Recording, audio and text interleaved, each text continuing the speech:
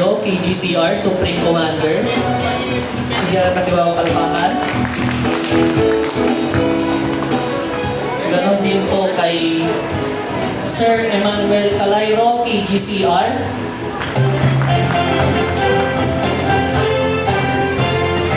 Kay Sir Mauricio N. Sardito, KGOR.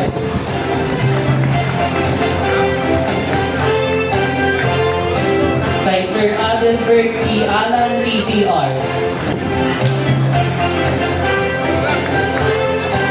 At kay Sir Timothy Justin Francisco, KCR.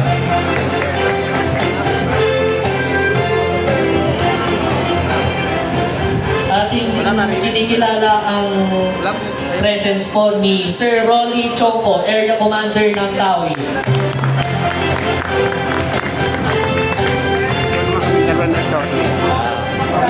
Ganon din po kay Lady Evelyn S. Asuncion. Teka lang, naka-video ka. May pala ka. Ganon din po kay Lady Raquel Riego de Dios.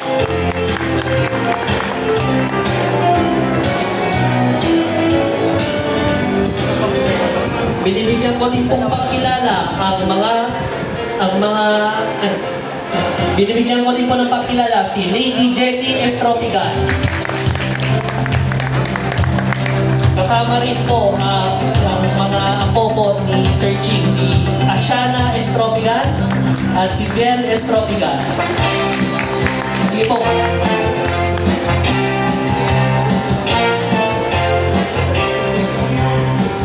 Ngayon naman po ay dadako na tayo sa mensahe ng inspirasyon na siyang idadala na on behalf ng punong bayan ng bayan ng Silang.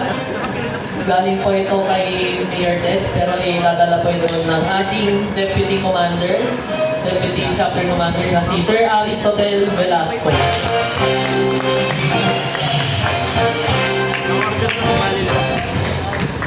Alam niyo po mga kasama, dapat ipapakilala ko po ngayong araw na to ang ating panauhin.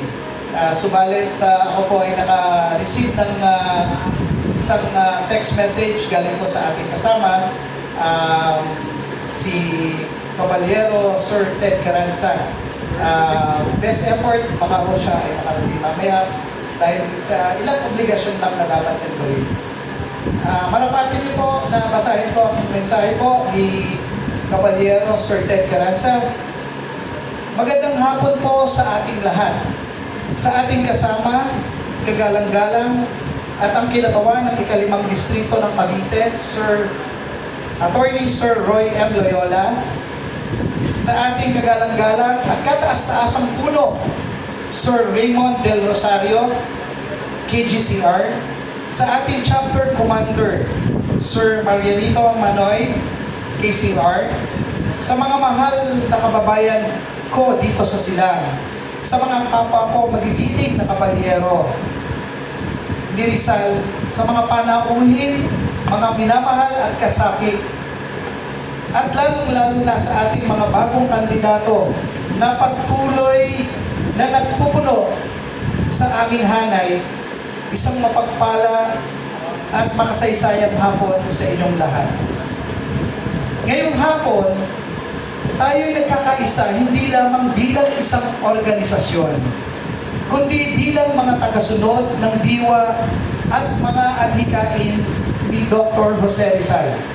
Sa araw na ito, ating sariwain ang kanyang mga simulain sa pamamagitan ng pagtatalaga ng mga bagong kabalyero at pagtatasang muli ng ilang mga kasamahan.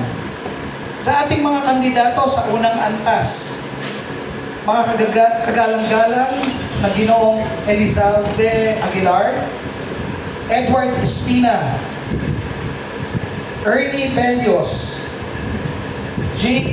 N. Canipula, at Hernani Fauni. Ang inyong paglalakbay ay magsisimula na. Kayo ang bagong lakas, ang bagong pag-asa ng ating kapatiran. Ang mga tatalin sa mga ikalawa at ikatlong antas, Sir Boy Sandejas at Sir Ferdy Bilamide. Ang inyong pag-akyat ay tanda ng inyong mas malalim na pangako at paninindigan. Ito ay isang patunay na ang paglilingkod tulad ni Rizal ay walang hangganan. Bilang inyong alkalde at bilang isang kapwa kabalyero, nais kong ibahagi ang isang simpleng mensahe. Ang diwa ni Rizal ay buhay at kailangan lalo na sa ating bayan. Hindi lamang ito tungkol sa mga seremonya o titulo. Ito ay tungkol sa pagiging Rizalista sa araw-araw. Paano? Sa pamamagitan ng pagiging mabuting mamamayan, sa bawat pagtulong sa kapwa, sa pagiging tapat sa ating trabaho, at sa pangangalaga ng kapaligiran, ipinapakita natin ang Rizalismo. Sa pamamagitan ng pagmamahal ng kabayan, gaya ng sinabi ni Rizal, ang hindi magmahal sa sariling wika, daig pa ang hayop at malansang isda. Mahalin natin ang ating kultura, ating kasaysayan, at lalong-lalo na ang ating bayan ng Silang. At sa pamamagitan ng patuloy na pag-aaral, si Rizal ay isang dalubhasa, doktor, manunulat at artista. Hinihikayat ko ang bawat isa, lalo na ang mga kabataan, na huwag tumigil na magkatuto. Bilang mga kabalyero, tayo ang mga tagapagtaguyod ng katarungan, kalayaan at kabutihan. Tayo ang haligi ng ating komunidad. Sa ating mga bagong kasapi, kayo ang magpapatuloy ng laban. Kayo ang hindi sa pamamagitan ng espada, kundi sa pamamagitan ng mabuting gawa, talino at malasakit. Kaya sa araw ng inyong pagtatalaga at pagtatasang muli, sana'y dalhin ninyo ang diwa ng bayaning si Rizal, hindi lamang sa inyong mga uniforme, kundi sa inyong mga puso at sa inyong mga gawa. Nananatili ang aking buong suporta bilang inyong alkalde at bilang inyong kapatid sa lahat ng inyong mga proyekto at adhikain para sa ikauunlad ng Silang at sa buong sambayanan.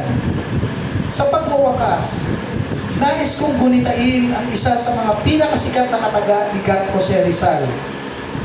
Ang kabataan ang pag-asa ng bayan. Ngunit ang konteksto ng Knights of Rizal, masasabi natin ang bawat kabalyero, anuman ang kanyang edad, ay isang pag-asa at haligi ng bayan. Mabuhay ang Knights of Rizal, Silang Chapter. Mabuhay ang bayan ng Silang. Mabuhay ang diwa ni Jose Rizal. Maraming salamat po at magandang hapon po sa inyong lahat. Salamat po sa mensahe.